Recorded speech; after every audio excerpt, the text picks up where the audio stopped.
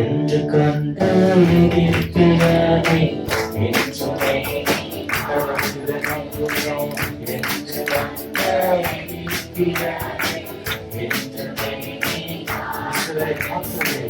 இஸ்ரவேலை காக்கும் தேவன் உறங்கவில்லை தூங்கவில்லை இஸ்ரவேலை காக்கும் தேவன் உறங்கவில்லை தூங்கவில்லை வசந்தமானம் மதுரமானம் வசந்தமானம் ஆண்டினாலும் வசந்தமானம் மதுரமானம் வசந்தமானம் வாழ்க்கைமாறும் கண்ணீரோடு நீதிகள்தான் நிரந்தரமாய் நிறுத்திடுவான் கண்ணீரோடு நீதிகள்தான் இஸ்ரவேலை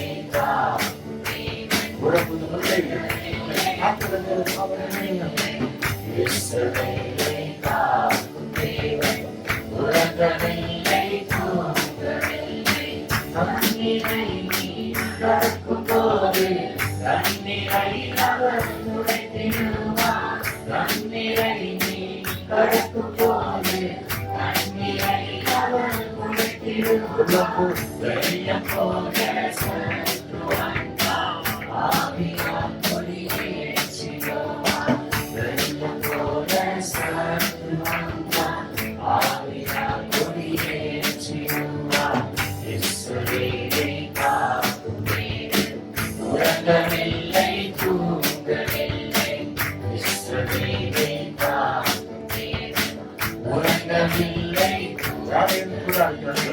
வாதை உன்னன் உலகத்தை அழியாமல் காத்திக்கொள்ளும் வாதை உன்னன் உலகத்தை அழியாமல் காத்திடுவார் பாதையிலே காக்கும் வழிக்கு தூதர்களை அனுப்பிடுவார் பாதையிலே காக்கும் வழிக்கு தூதர்களை இஸ்ரவேலை காக்கும் தேவன் உறங்கவில்லை தூங்கவில்லை இஸ்ரவேலை காக்கும் தேவன் உறங்கவில்லை சோர்ந்து போன உனக்கு அவர் சத்துவத்தை அளித்திடுவார் சோர்ந்து போன உனக்கு அவர் சத்துவத்தை அளித்திடுவார் ஓரமான புயல் வந்தாலும் உலகத்தால் தேற்றிடுவார் ஓரமான புயல் வந்தாலும் வாழ்க்கையால் தேற்றிடுவார் இஸ்ரவேலை காக்கும் தேவன் உறங்கவில்லை தூங்கவில்லை இஸ்ரவேலை காக்கும் தேவன் உறங்கவில்லை என்று கண்ட எகிப்தியனை என்றுமே நீ காண்பதில்லை என்று கண்ட எகிப்தியனை என்றுமே நீ காண்பதில்லை இஸ்ரவேலை காக்கும் தேவன் உறங்கவில்லை தூங்கவில்லை இஸ்ரவேலை காக்கும் தேவன் உறங்கவில்லை இஸ்ரவேலை காக்கும் தேவன் உறங்கவில்லை இஸ்ரவேலை காக்கும் தேவன் உறங்கவில்லை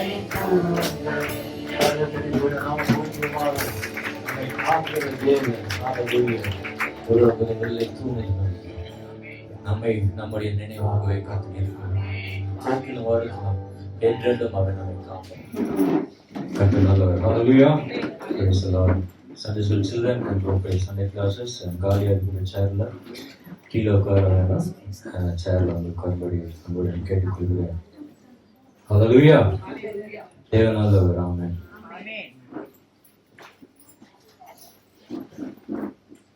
எபேசியருக்கு எழுதின புத்தகம் 1ஆம் அதிகாரம் 2ஆம் வசனத்தை படிக்கும். எபேசியர் 1ஆம் அதிகாரம் 2ஆம் வசனம். நம்முடைய பிதாவாகிய தேவனாலும் கர்த்தராகிய கர்த்தராகிய இயேசு கிறிஸ்துவினாலும் உங்களுக்கு கிருபையும் சமாதானமும் உண்டாவதாக. கர்த்தராகிய இயேசு கிறிஸ்துவினாலும் உங்களுக்கு கிருபையும் சமாதானமும் உண்டாவதாக. கிருபை என்பதற்கு 2 அர்த்தங்கள் உண்டு. கவர்ச்சி, மற்றொன்று ஈவு. Gift, right? கவர்ச்சி என்று சொல்லும் பொழுது உலக பிரகாரமான கவர்ச்சி இல்லை. It's not that worldly attraction. கிரேக்க மொழியில கேரிஸ்ன்னு சொல்லுவோம், ஆங்கிலத்துல சாம், இல்லையா? கவர்ச்சி என்று சொல்லும் பொழுது அது தெய்வீக கவர்ச்சி ஆகவே இருக்க வேண்டும். தெய்வீக கவர்ச்சி என்பது மற்றவர்களையும் கவர்ந்து இழுக்கக்கூடிய ஒரு ஆன்மீக கவர்ச்சி எல்லா கிறிஸ்தவர்களுக்கு கண்டிப்பாக இருக்க வேண்டும். ஆமென். நமக்கு பைபிள்ல எஸ்தரை பற்றி தான் தெரியும், இல்லையா? And she was beautiful woman. தேவன் அவளுக்கு ஒரு கிஃப்டை கொடுத்துருக்கிறார். நாட் ஒன்லி தட் பியூட்டினஸ், ஆனாலும் அவளுக்குள்ள அந்த கேரக்டரிஸ்டிக்ஸ், அந்த குணாதிசயங்கள், அவளுக்குள்ள இருந்த அந்த ஆட்டிடியூட், அவளுக்குள்ள இருந்த அந்த தெய்வீக அன்பு, அவளுக்குள்ள இருந்த அந்த வாஞ்சை, இஸ்ரவேல் ஜனங்களை எப்படியாவது அந்த ராஜா கையில இருந்து மீட்டெடுத்து வர வேண்டும் என்ற அந்த பாரம். ஸோ தேவன் அப்படிப்பட்ட அந்த தெய்வீக கவர்ச்சி உள்ள அந்த மனுஷ அந்த ஸ்திரீயை கொண்டு இஸ்ரவேல் ஜனங்களை கர்த்தர் மீட்டெடுத்துவாங்க. அல்லேலூயா. அப்போஸ்தலனாகிய பவுலுக்கும் அப்படிப்பட்ட ஒரு கவர்ச்சி இருந்தது. அதே பட்டணம் பார்த்தீங்கன்னா ஃபுல்லா ஐடல் வர்ஷிப்ல, விக்கிரக ஆராதனை கோட்டை. அதே பட்டணத்துல அங்க போயிட்டு அவர் யாருமே தாக்கல. நீ இந்த மதத்தை சேர்ந்தவன், நீ இந்த விக்கிரகத்தை கும்பிடுற, இந்த சாமி பிசாசு, அதெல்லாம் ஒண்ணுமே சொல்லல. உங்களுடைய பக்தியை நான் பாராட்டுகிறேன் என்று சொல்றேன். அப்படி சொல்லி அவருக்குள்ள பாருங்க, தெய்வம் எப்படி ஒரு மனிதனை இழுக்கலாம் தேவனுக்குள்ள. அப்படி சொல்லி பிரசங்கித்து அநேக மக்கள் ரட்சிக்கப்பட்டார். அவருக்குள்ள ஒரு கவர்ச்சி இருந்தது. இஸ்ரவேல் ஜனங்கள் ரட்சிக்கப்படுவது என்னோட எதிர்த்தன் வாஞ்சையும் ஜெபமுமா இருக்கிறது. அப்படிப்பட்ட ஒரு தெய்வீக கவர்ச்சி என்று சொல்லும் பொழுது, கிறிஸ்தவனாக இருக்கும் பொழுது நாம் மற்றவர்கள் கவர்ந்து இழுக்கக்கூடிய ஒரு ஆன்மீக தெய்வீக கவர்ச்சி எல்லா கிறிஸ்தவர்களுக்கு தேவை. ஆமென். அந்த கிருபை என்ற அந்த வார்த்தைக்கு கவர்ச்சி, மற்றொன்று ஈவு என்று நம்ம பார்க்கிறோம். ஆகவே கிருபை என்பது ஈவு. Grace is a gift of God. ஆமென். கிருபையினாலும் விசுவாசத்துக்கும் நாம் ரட்சிக்கப்பட்டிருக்கோம். என்னுடைய கிருபை தானே இன்னைக்கு நம்ம இங்க இல்லை. திரும்ப விசுவாசிக்கிறீங்க. ஆமென். கிருபையினால கர்த்தர் நம்ம ரட்சித்தார். It's a gift. ஆகவே அந்தந்த ஈவு என்பது நம்முடைய பிரயாசத்தினால நம்ம பெற்றுக்கொள்ள முடியாது. பரத்திலிருந்து தேவன் நமக்கு அருளப்பட்டு. அல்லேலூயா. ஆகவே இன்றைக்கு நாம் இருப்பதும் நிர்மலமாக இருப்பதும் கிருபை என்று சொல்லுவாங்க. ஆமென். It's a gift. அவங்க பவுல் சொல்றாரு, கர்த்தராகிய இயேசு கிறிஸ்துவினாலும் உங்களுக்கு கிருபையும் சமாதானமும் உண்டாவதாக. சமாதானம் என்று சொல்லும் பொழுது அது கிரேக்க மொழியில ஐரின் பேர். ஐரின் சில்வியோட டாட்டர் மீன்ஸ் சமாதானம், பீஸ்னு அர்த்தம். ஜெவா ஷாலோம், சமாதானம் என்று சொல்றோம். ஆகவே கிருபை என்ற வார்த்தை நினைக்கும் பொழுதெல்லாம் தெய்வீக ஆன்மீக கவர்ச்சியுடன் கூடிய தேவனால் அருளப்பட்ட அந்த பாக்கியமுள்ள ஒரு வாழ்க்கை. ஆமென். தேவனால் அருளப்பட்ட பாக்கியமுள்ள வாழ்க்கை, அது கிருபை. சமாதானம் என்று பார்க்கணும். சமாதானம் என்றதால் வாழ்க்கை முழுவதும் கஷ்டமே இருக்காது, துயரமே இருக்காது, வியாதியா இருக்காது. அப்படி கிடையாது. சமாதானம் என்பது என்ன நடந்தாலும் அவனுக்கு அது நல்லது. எத்தனை பேர் விசுவாசம்? என்ன நடந்தாலும் நன்றி ஐயா, யார் கைவிட்டாலும் நன்றி நன்றி, இடைவிட உமக்கு தான். அதுதான் நம்ம செய்யணும். அதாவது தேவ சமாதானம். இன்னைக்கு சமாதான குலைச்சலிலே குடும்பத்துல கொண்டு வருகிற சாத்தான், அதுதான் நம்ம எதிர்த்து நிற்போம். என்ன நடந்தாலும் அவனுக்கு நல்ல, எது நடந்தாலும் அவனை சீர்படுத்தி உயர்ந்த நிலையில வைப்பதுதான் சமாதானம். எது நடந்தாலும் அவனை சீர்குலைக்காமல் சமுதாயத்தில் எப்பொழுதும் போல் அவனை உயர்த்துவதுதான் சமாதானம். தெய்வீக சமாதானம் என்பது இயேசு சொன்னார்ல, இந்த யோவான் எழுதின சுவிசேஷம் 14ஆம் அதிகாரம் 27ஆம் வசனத்தை படிப்போம். யோவான் 14:27. சமாதானத்தை உங்களுக்கு வைத்து போகிறேன், என்னுடைய சமாதானத்தை கொடுக்கிறேன், உலகம் கொடுக்கிற பிரகாரம் கொடுக்கிறது இல்லை என்று ஆண்டவர் சொல்றார். அல்லேலூயா. உலகம் என்ன சமாதானத்தை கொடுக்கும்? கை நிறைய பணம் கொடுக்கும் இல்லையா? உலகம் என்ன கொடுக்கும் சொல்லுங்களேன். உலகமே கொடுக்காத மாதிரி இருக்கீங்க. பணம் கொடுக்கும், வேற என்ன கொடுக்கும்? நல்ல உத்தியோகத்தை கொடுக்கும், வேலையை கொடுக்கும், வீடு, வாசல், நிலம், தோட்டம் இதெல்லாம் கொடுக்கும், நல்ல ட்ரெஸ்ஸு கொடுக்கும், நிறைய நகைகள் கொடுக்கும், அருமையான சாப்பாடு கொடுக்கும், நல்ல குடும்பத்தை கொடுக்கும். அதுல இது எல்லாம் இருந்தும் நான் சமாதானமா இருக்கேன், இல்ல சமாதானமா இருக்க போகிறேன்னு சொல்ற மக்கள் யாரும் இருக்காங்க? இல்ல. ஆமென் சொல்லாதீங்க. எப்போ ஆமென் சொல்லணும்னு உங்களுக்கு தெரியணும், அதையும் பார்த்துக்கங்க. ஆமென் சொல்லுங்க. ஆமென். சோ இது உலகம் கொடுக்கிற சமாதானம். ஆனா கிறிஸ்துவ சமாதானம் பெற்ற ஒரு வேலை நம்ம சிறையில கூட இருக்கணும். அப்போஸ்தலனாகிய பவுல் எங்க இருந்தாரு? சீலாவும் சிறைச்சால அழுது கொண்டு இருந்தாங்களா? சமாதானத்தோடு துதித்து கொண்டு. ஹல்லேலூயா. இது இறைவன் ஆண்டவர் கொடுக்கிற சமாதானம். ஒருவேளை நமக்கு இந்த உலக பிரகாரமான வசதிகள் இல்லாமல் இருக்கலாம், ஆனாலும் நம்ம கிறிஸ்து நமக்குள்ள இருக்கிறதுனால நம்ம சமாதானத்தோடு. ஹல்லேலூயா. அதுதான் தெய்வீக சமாதானம். ஆண்டவர் சொல்றாரு, என்னுடைய சமாதானத்தையே நான் வைத்து போகிறேன், இந்த உலகம் கொடுக்கிற பிரகாரம் அல்ல. உலகம் இதுதான் கொடுக்கும். கடைசியில நம்ம சமாதான குறைச்சலையும் கொண்டு போய்விட்டோம். ஆனா இது எல்லாவற்றிலும் நடுவே நாம் சமாதானம் உள்ளவர்களாகவே இருக்கிறோம். ஏனென்றால் கிறிஸ்து நமக்குள் ஜீவிக்கிறார். ஜீவிப்பது நான் அல்ல, கிறிஸ்துவே என்னில் ஜீவிக்கிறார். அவர் ஜீவித்தார்னா நமக்கு சமாதானம் உண்டு. ஹல்லேலூயா. உலகம் கொடுக்க முடியாத இந்த சமாதானம் ஆண்டவரின் சித்தத்தை செய்கிறோம் என்ற ஒன்றே ஒன்றுதான். ஆமென். நல்ல வசனம் இருக்கு பாருங்க. மத்தேயு 7ஆம் அதிகாரம் 21ஆம் வசனத்தை படிப்போம். Matthew chapter 7 verse 21. உங்கள் பொக்கிஷம் எங்கே இருக்கிறதோ. Matthew chapter 7 அதானா? பரலோகத்தில் இருக்கிற என் பிதாவின் சித்தத்தின்படி செய்கிறவனே பரலோக ராஜ்யத்தில் பிரவேசிப்பானே அல்லாமல் என்னை நோக்கி கர்த்தாவே கர்த்தாவே என்று சொல்லுகிறவன் அது பிரவேசிப்பதில்லை. ஹல்லேலூயா. நல்ல வசனம் பாருங்க 21. பரலோகத்தில் இருக்கிற என் பிதாவின் சித்தத்தின்படி செய்கிறவனே பரலோக ராஜ்யத்தில். அப்ப அவருடைய சித்தம் என்ன? அவருடைய வார்த்தையை செய்து முடிப்பதுதான் அவருடைய சித்தம். ஆமென் சொல்லலாம். இயேசு சொன்னார், என்னோட போஜனம் பிதாவின் சித்தத்தை செய்து முடிப்பதே என்னோட போஜனமா இருக்கு.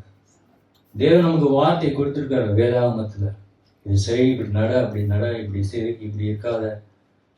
அந்த வார்த்தை நாம் செய்து முடிக்கிறது தான் பிதாவின் சித்தத்தை செய்து முடியும். The word of God is the will of God.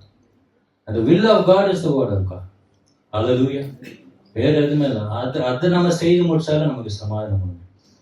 இப்ப அங்க ஆண்டவர் சொல்றாரு பாருங்க அந்த வசனத்துல, பரலோகத்தில் இருக்கிற என் பிதாவின் சித்தத்தின்படி செய்கிறவனே பரலோக ராஜ்யத்தில் பிரவேசிப்பானே அல்லாமல் என்னை நோக்கி கர்த்தாவே கர்த்தாவே என்று சொல்லுகிறவன் பிரவேசிப்பதில்லை. அதனால அநேகர் என்னை நோக்கி கர்த்தாவே கர்த்தாவே உமது நாமத்தினால எல்லாம் செஞ்சோம், சுகம் கொடுத்தோம், பிசாசுகளை தொடுத்தோம், அப்பொழுது நான் ஒரு காலம் உங்களை அறியவில்லை, அக்கிரமம் செய்துக்காரே என்னை விட்டு அகன்று போவேன் என்று அவருக்கு சொல்லுவேன். என்னோட சித்தத்தை செய்து முடிப்பவன் தான் எங்க போக முடியும்?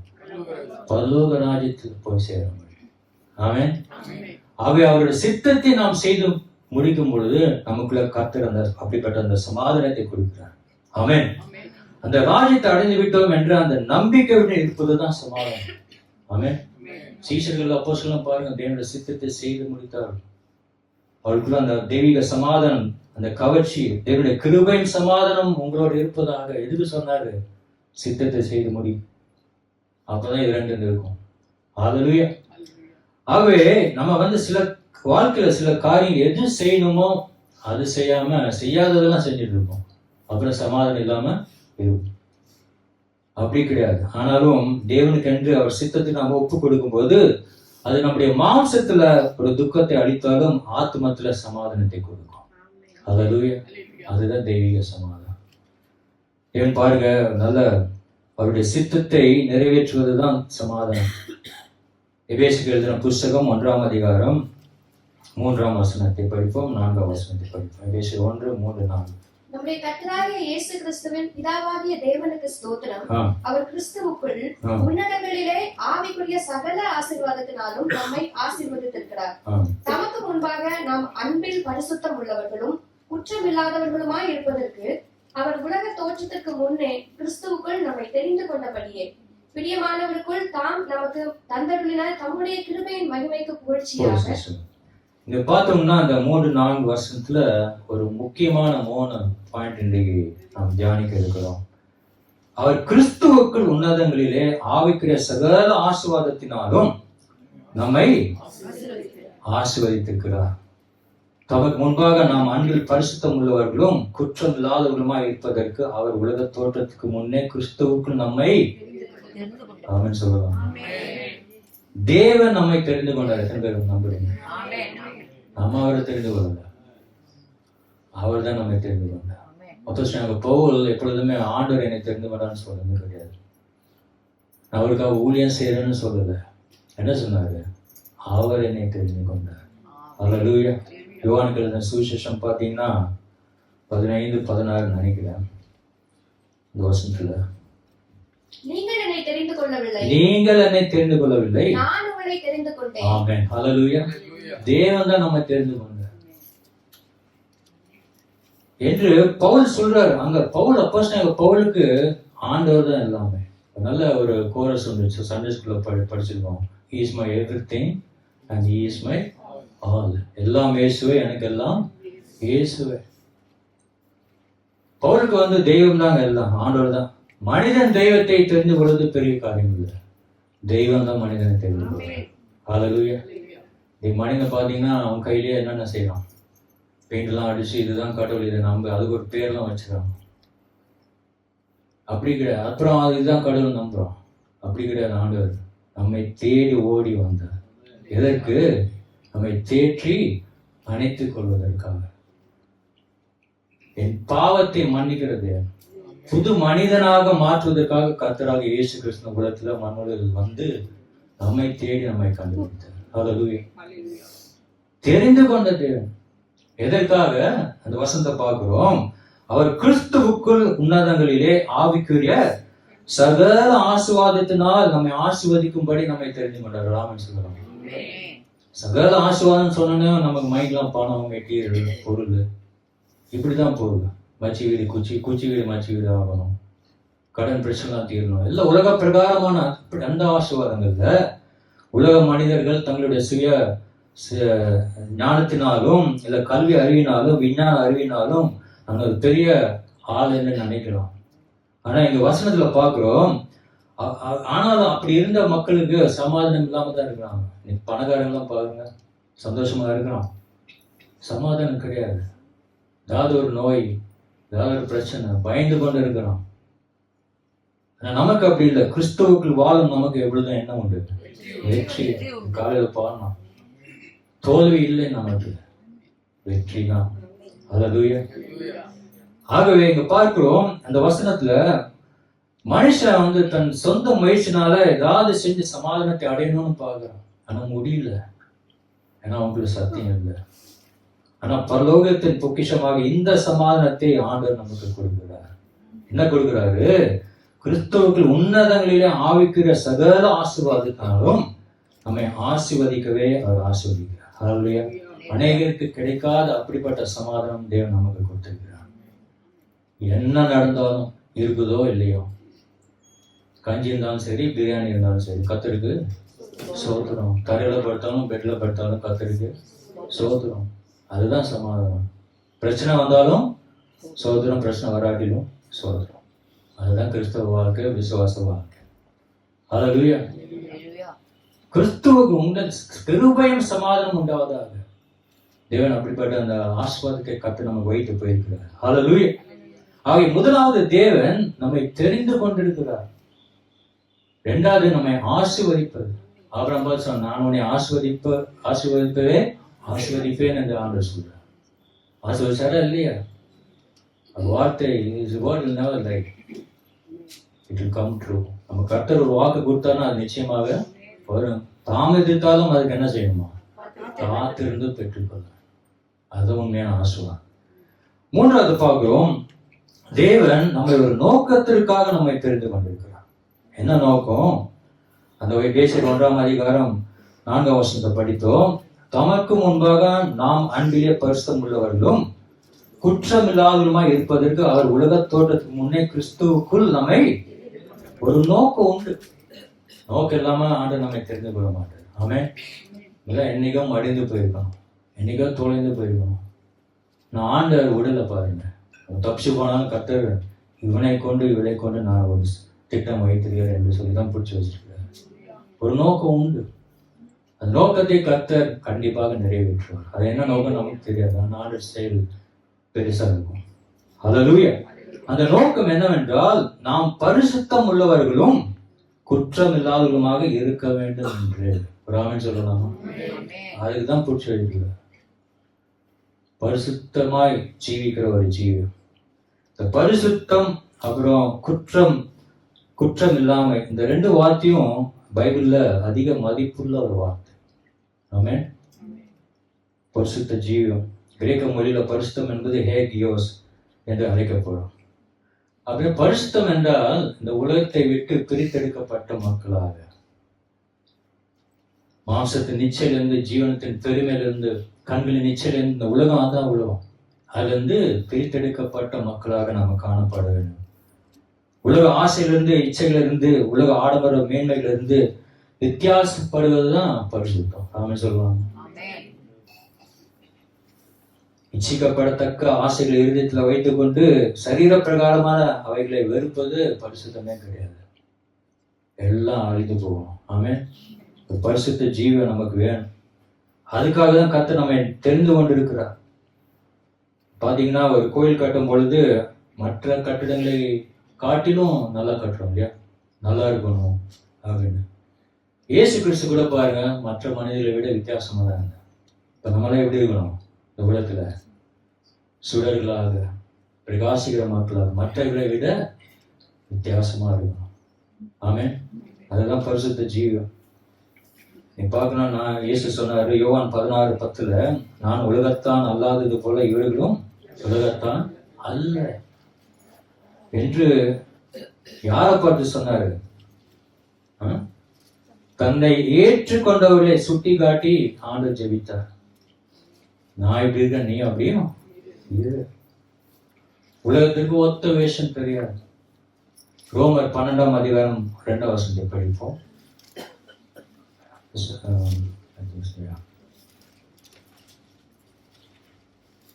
நீங்கள் இந்த பிரபஞ்சத்திற்கு ஒத்த வேஷம் தெரியாமல் தேவனுடைய நன்மையும் பிரியமும் பரிபூர்ணமான சித்தம் இன்னதென்று பகுத்தறியத்தக்க உங்கள் மனம் புதிதாகிறதுனாலே மறுரூபம் ஆகுங்கள்.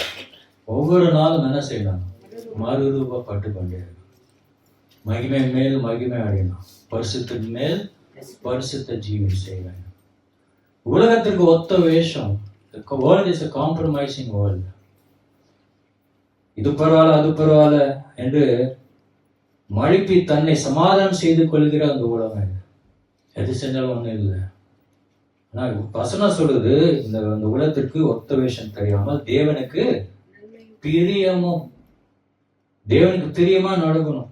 நன்மையும் பரிபூர்ண சித்தம் என்னதென்று பகுத்து அறியத்தக்கதாக உங்கள் மனம் புதிதாகிறதுனாலே மறுரூபமா. ஹல்லேலூயா. இன்னைக்கு பாத்தீங்கன்னா அநேக வெஸ்டர்ன் சர்ச்சஸ்ல எல்லாம் பாத்தீங்கன்னா நிறைய பகடி, பரிவாசம், பயம் இல்லாத ஒரு ஜீவன். ஆராதனை, டான்ஸு, லைட்டு, மியூசிக்கு, புகை, சபைகள் நிறைய நிறைந்து கிடக்குது. கடைசி நாட்கள் வஞ்சிக்கிற ஆவிகள்.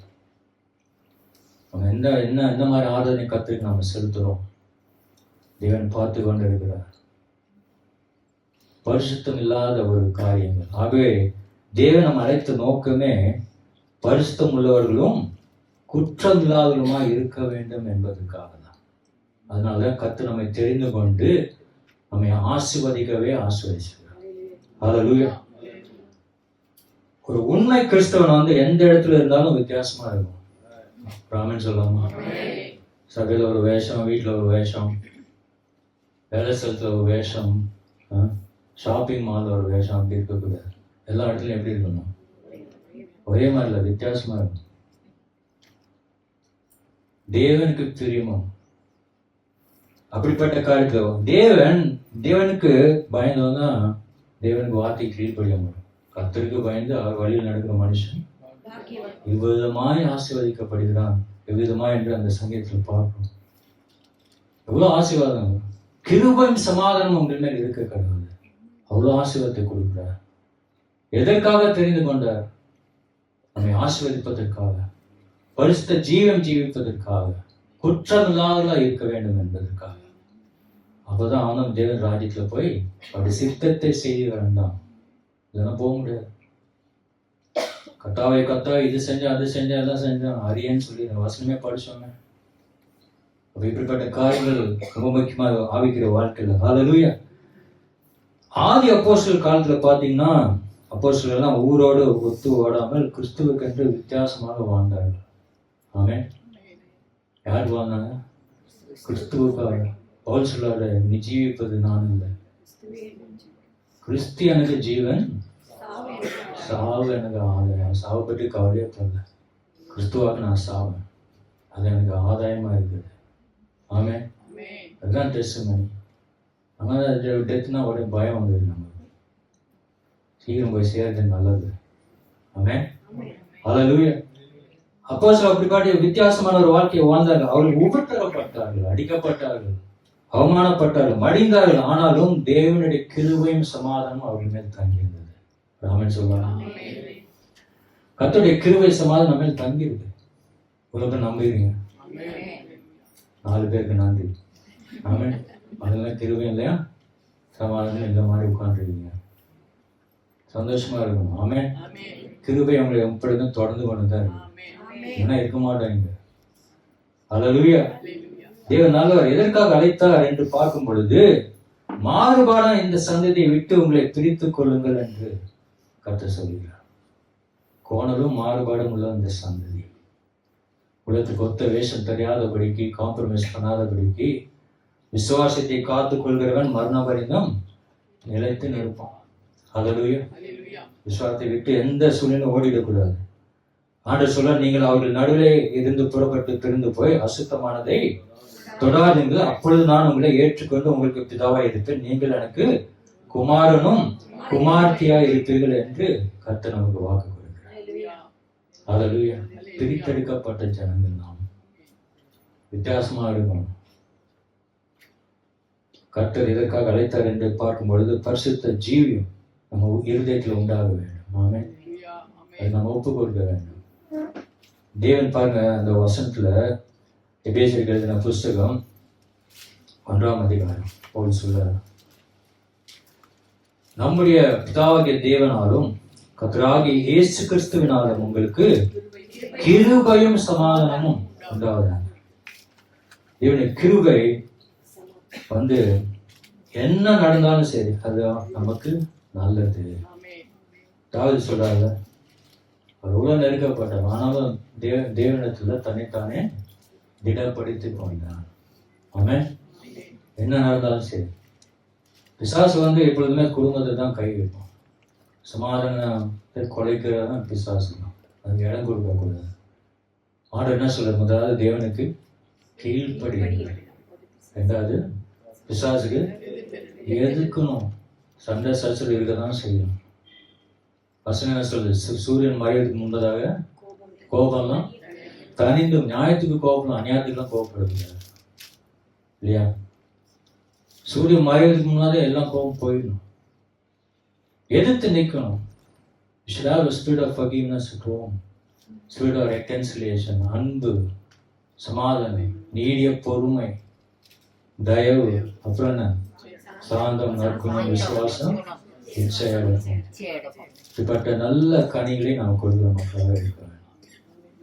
சுடர்களாக இந்த உலகத்தில் நாம் பிரகாசிக்க வேண்டும். ஆமென். இது கடைசி நாட்கள், என் வருகை மிகவும் சௌகரியமா இருக்கிறது. அவர் எதற்காக கர்த்தர் நம்மை தெரிந்து கொண்டார் என்றால், நம்மை ஆசீர்வதிப்பதற்காக. இரண்டாவது, அவருடைய சித்தத்தை நாம் நிறைவேற்ற வேண்டும், அதாவது அவருடைய வார்த்தையை நாம் செய்து முடிக்க வேண்டும். ஆமென். போய் உலகம் எங்கும் என்று என்ன சொன்னாரு, சுவிசேஷத்தை பிரசங்கின்னு சொன்னார். பிரசங்கம் பண்ணாவிட்டால் நம்ம சாட்சி சொல்லணும். ஏதாவது ஒன்று செய்யணும் தேவனுக்கு என்று இந்த கடைசி நாட்கள். ஹல்லேலூயா. அதுதான் நம்ம அழைக்கப்பட்டிருக்கோம். வெறும் ஆசீர்வாதத்தையும் வாங்கிட்டு இருக்கக்கூடாது. அடுத்தது, பரிசுத்தம் உள்ளவர்களும் குற்றமில்லாதவர்களுமாய் இருக்க வேண்டும் என்பதற்காக கர்த்தர் நம்மை தெரிந்து கொண்டார். ஹல்லேலூயா. இந்த காரியத்தில் நம்ம ஒப்பு கொடுத்து நம்ம ஜெபிக்க இருக்கிறோம். இந்த நாளில் எல்லாரும் கண்களை மூடி நம்ம ஜெபிப்போமா? தேவனுக்கு நம்ம ஒப்பு கொடுப்போம். ஹல்லேலூயா. தேவனுடைய சமாதானமும் கிருபையும் நம்மை தொடர்ந்து வந்து கொண்டே தான் இருக்குது. ஆனால் அதை நம்ம நல்கி விட்டோம், வாழ்க்கையில முறையில் நம்ம நல்கி விடுறோம். மாறுபாடு இந்த சந்ததியை விட்டு உங்களை பிரித்துக் கொள்ளுங்கள் என்று ஆண்டவர் கட்டளை கொள்கிறார். நீங்கள் அவர்கள் நடுவில் இருந்து புறப்பட்டு போய் அசுத்தமானதை தொடாதது, அப்பொழுது நான் உங்களை ஏற்றுக்கொண்டு உங்களுக்கு பிதாவாக இருக்கேன் என்று ஆண்டவர் கட்டளையிடுகிறார். பரிசுத்த ஜீவியம் நம்முடைய இருதயத்துல உண்டாக வேண்டும் என்றால் வேத வாசனம் நம்ம உள்ளத்துல பற்றி எரிய வேண்டும். ஹல்லேலூயா. எத்தனை பேர் பைபிள் படிக்கிறீங்க எனக்கு தெரியாது, நான் ஆண்டவர் பார்த்து கொண்டிருக்கிறேன். எத்தனை பேர் ஜெபிக்கிறீங்க எனக்கு தெரியாது, ஆண்டவர் பார்க்கிறாரு. எத்தனை பேர் சபைக்கு ஒழுங்கா வரீங்க எனக்கு தெரியாது, ஆண்டவர் பார்க்கிறார். தேவனுக்கு பரிசுத்த ஜீவன் இந்த நாட்களை ஒப்பு கொடுப்போமாக. ஹல்லேலூயா. Last come and pray. எல்லாரும் எழுதி நின்று, தேவனே நான் ஒப்பு கொடுக்குறேன் இந்த நாளில் கடைசி நாட்கள் ஆண்டவரை நான் பரிசுத்தமாக ஜெபிக்கணும், நமக்கு உள்ள பிரியமான காரியம் நான் செய்ய வேண்டும் என்று சொல்லி நான் ஒப்பு கொடுத்து ஜெபிப்போமா? எல்லோரும் கரங்களை உயர்த்தி நம்மை ஜீவ பலியாக ஒப்பு கொடுப்போமா? ஆண்டவர் நமக்கு ஒரு நல்ல வாழ்க்கையை தந்திருக்கிறார். நம்ம எது தொடர்கிறது தெரியுமா? சமாதானமும் கிருபையும் நம்மை தொடர்ந்து கொண்டே இருக்கிறது. நம்மை கர்த்தர் கவர்ச்சி உள்ளவர்களாக, அதாவது நன்மைக்கு நேராக மக்களை ஈர்க்கக்கூடிய வல்லமை கர்த்தர் நமக்கு கொடுத்திருக்கிறார். கரங்களை உயர்த்தி நன்றி சொல்லும். ஆண்டவரே, அக்கினிக்கு சிலரை தப்புவிக்கும்படி என்னை தெரிந்து கொண்டீரப்பா, உமக்கு நன்றி என்று சொல்லுவோம். இந்த மண்பாண்டத்திற்குள் இவ்வளவு பெரிய பொக்கிஷத்தை, இவ்வளவு விலையேற பெற்ற பொக்கிஷத்தை வைத்தீரே, உமக்கு நன்றி சொல்லுவோம். நேரம் எவ்வளவு நன்மைகளை நாம் பெற்றிருக்கிறோம் தெரியுமா? இந்த மண்பாண்டங்களிலே அழிந்து போகிற, மக்கி போகிற இந்த சரீரத்திற்குள்ளே கர்த்தர் நன்மையை வைத்திருக்கிறார் என்று வேதம் நமக்கு சொல்லுகிறது. கர்த்தர் நம்மை சாட்சியாக நிறுத்தியிருக்கிறார். நம்மை பார்க்கிறவர்கள் கர்த்தரை காணும்படி கர்த்தர் நமக்குள்ளே அந்த கிருபையை வைத்திருக்கிறார். அதற்காக நன்றி அப்பா. உண்மை பிரதிபலிக்கிற அந்த உன்னதமான பணிக்கு என்னை நியமித்தீரே, நன்றி சொல்லுவோம். ஆண்டவரே, அப்பா, நான் எனக்கு என்ன தகுதி இருக்கிறதப்பா? என்னை நம்பி இந்த உக்ரான பொறுப்பை, ஆண்டவரே, இந்த ஊழிய பொறுப்பை, சுவிசேஷத்தை அறிவிக்கிற பொறுப்பை, உமது அன்பை பிறருக்கு தெரிவிக்கிற பொறுப்பை என்னை நம்பி தந்தீரப்பா. அதற்காக நன்றி. நான் குறைவுள்ளவன் என்று அறிந்தும் என்னை நம்பி கொடுத்தீரே, நன்றி. அந்த அழைப்புக்கு நான் உண்மை உள்ளவளாக நடந்து கொள்ள எல்லாரும் கரங்களை உயர்த்தி ஆண்டவரே சொல்லும். ஆண்டவரே, அப்பா, நான் உண்மை உள்ளவனாக நடந்து கொள்ள வேண்டும். ஆண்டவரே, என்னை அழைத்த அழைப்பிற்கு ஆண்டவரே எதற்காக நீ தெரிந்து கொண்டீரோ அதை நான் பற்றிக் கொள்ளும்படி ஆசையாய் தொடர்கிறேன். எவ்வளவு அருமையான வார்த்தை தெரியுமா? கிறிஸ்துவுக்காக நீங்கள் எதை செய்தாலும் ஆசையாய் செய்யுங்க. வேதத்தை வாசித்தால் ஆசையாய் படிங்க. ஏதோ படிக்கிறன்னா குற்றமான சாட்சி போல, இது ஒரு கிறிஸ்தவ கடமையை போல, இதை ஒரு சடங்கை போல, ஒரு மத சட்டத்தை போல தயவு செய்து இதை பார்க்காமல் பவுல் மனதார கிறிஸ்துவை பின்பற்றினாரே. கர்த்தர் இயேசு கிறிஸ்து சிலுவையிலே வேண்டா வெறுப்பாக ஜீவனை தரவில்லை, அவர் மனதார கொடுத்தார். தம்முடைய ஜீவனை மனமுவந்து கொடுத்தார். அவர் தானாய் நம்மை தேடி வந்தார். நாம் அவரை தெரிந்து கொள்ளவில்லை, அவர் நம்மை தெரிந்து கொண்டார். அவர் தேடி வந்து அன்பு கொண்டாரே. கர்த்தாவே, எல்லாரும் கரங்களை வைத்து, அப்பா, நான் மனதார இந்த கிறிஸ்துவ ஓட்டத்தை செய்ய வேண்டும். எதை செய்தாலும் முழு இதயத்தோடும் முழு பலத்தோடும் ஆண்டவரே, நான் மனதார செய்யும் பொழுது முழுமையாய் செய்வதற்கு தடையே இல்லை. ஆண்டவரே, நான் பிறருடைய கட்டாயத்தினால் செய்வேனானால் அது நிச்சயமாக முழு மனதாக இருக்காது. ஆண்டவரே, அதிலே பிரியம் இருக்காது. ஆண்டவரே, நான் ஆசையாய் செய்வதற்கு ஊழியம் செய்தால் நான் ஆசையாய் செய்ய வேண்டும். வேதத்தை வாசித்தால் ஆசையாய் செய்ய வேண்டும். ஜெபித்தால் ஆசையாய் இப்படி சமூகத்துக்கு வர வேண்டும்.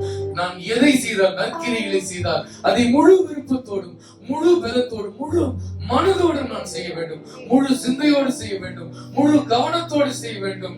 நான் முழுமையாக என்னை அர்ப்பணிக்கிறேன் ஆண்டவரே. பலிபீடத்தில் நான் தருகிறேன் அப்பா, என்னை முழுமையாக தருகிறேன். குடும்பத்தை தருகிறேன் ஆண்டவரே, என் திருச்சபையை தருகிறேன், என் நண்பர்களை தருகிறேன் ஆண்டவரே, என் அலுவலகத்தில் இருக்கிறவர்களை தருகிறேன், என் வியாபாரத்தில் இருக்கிறவர்களை தருகிறேன், என் வாழும் சமுதாயத்தில் இருக்கிற மக்களை தருகிறேன். நாங்களும் என்னுடையவைகளும் உமக்கே சொந்தம் ஆண்டவரே. எங்கள் ஜீவியம், எங்கள் நேரம், எங்கள் காலம், எங்களுடைய சிந்தனை, எங்களுடைய திறன் ஆண்டவரே, எங்களுக்குள்ளவைகள் எல்லாம், எங்களுடைய பொருள், எங்களுடைய பணம், எங்களுடைய ஆண்டவரே கர்த்தாவை திறமைகள், எங்களுக்கு இருக்கிற உறவுகள் எல்லாம் உம்மால் அருளப்பட்டது ஆண்டவரே. எங்கள் சுவாசம் நீர், எங்களுக்கு இருக்கிற சுவாசம் நீர் தந்தது ஆண்டவரே. எங்கள் பலன் நீர் தந்தது. எங்கள் நம்பிக்கையை நாங்கள் பணத்தின் மீது வைக்க மாட்டோம், எங்களுடைய நம்பிக்கை எங்கள் திறனின் மீது வைக்க மாட்டோம், எங்கள் நம்பிக்கை எங்களுடைய வேலையின் மீது வைக்க மாட்டோம், எங்கள் நம்பிக்கை எங்கள் வியாபாரத்தின் மீது வைக்க மாட்டோம். எங்கள் நம்பிக்கை உன் மீது இருக்கிறது ஆண்டவரே. எங்களை கொண்டு இந்த உலகத்திலே உம்முடைய நாமம் மகிமைப்படும்படி ஒரு உன்னதமான அழைப்பை கொடுத்திருக்கிறேன். அந்த அழைப்பிலே நாங்கள் நிலைத்திருக்கவும் எங்களுக்கு நியமித்த ஓட்டத்திலே நாங்கள் பொறுமையுடனும் உண்மையுடனும் கவனத்துடனும் ஜாக்கிரதையுடனும் விழிப்புள்ளவர்களாக போடுவதற்கு கர்த்தருக்கு கிருபை பாராட்டுவீராக. ஆண்டவரே, ஆரம்பிப்பது முக்கியமல்ல ஆண்டவரே, எங்களுடைய முடிவு சரியாக இருக்க வேண்டும் ஆண்டவரே. கடைசி வரைக்கும் இந்த உலகத்தில் கண்ணை மூடப் போகிற அந்த கடைசி தருணம் வரைக்கும் கிறிஸ்துவே உம்மை முழு இதயத்தோடு உம்மை பின்பற்றுவதற்கு எங்களுக்கு கிருபை தருவீராக. இந்த திருக்கரத்தில் எங்களை அர்ப்பணிக்கிறோம். இயேசுவின் நாமத்தில் ஜெபிக்கிறோம் பிதாவே. ஆமென். கிருபை வேண்டுமே, உங்கள் கிருபை போதுமே, உங்கள் கிருபை இல்லாமல் நான் ஒன்றும் இல்லையே. உங்கள் கிருபை வேண்டுமே, உங்கள் கிருபை போதுமே, உங்கள் கிருபை இல்லாமல் நான் ஒன்றும் இல்லையே. இயேசுவே,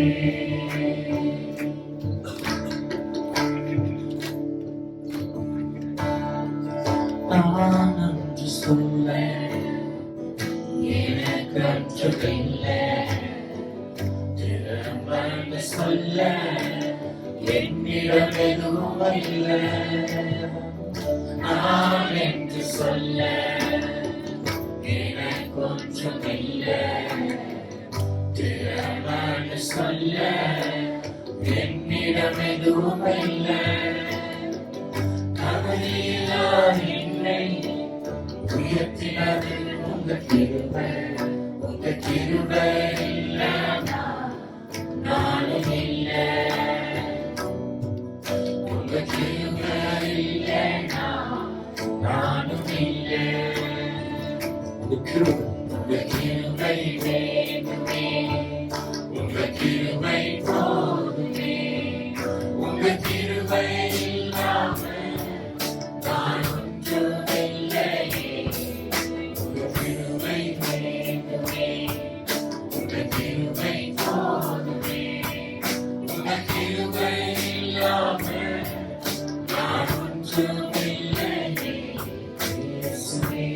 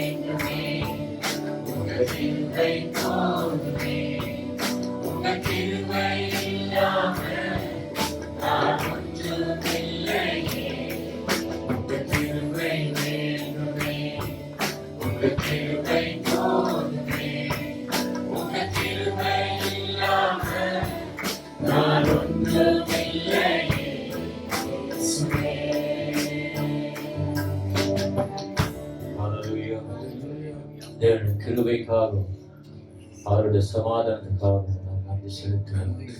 தொடர்ந்து நம்ம வாழ்க்கையில் கிருபையின் சமாதானம் இரண்டாவதாக என்று நாம் பார்த்தோம். அனைத்து ஒரு உண்மை உள்ளவர், அவர் மரணம் அறிந்தவர் நடத்துகிறார். இவர் தெரிந்து கொண்ட நோக்கமே நம்மை ஆசீர்வதிப்பது. அது மாத்திரமல்ல, அந்த கடைசி நாட்களில் பரிசுத்தமுள்ளவர்களாகவும் குற்றமில்லாதவர்களாகவும் நடக்கும்படி கருத்து நம்மை அழைத்திருக்கிறார். தேவனுக்கு இந்த பரிசுத்தமான ஜீவிப்புமான நாளில் அவர் சித்தத்தை செய்கிறார்கள். அவர்தான் பரலோக ராஜ்யம் செய்ய முடியும் என்று பாடுகிறோம். எனக்கு ஒப்பு கொடுத்து கடந்து செல்வோம். நம்ம எல்லாரும் முக்கியமான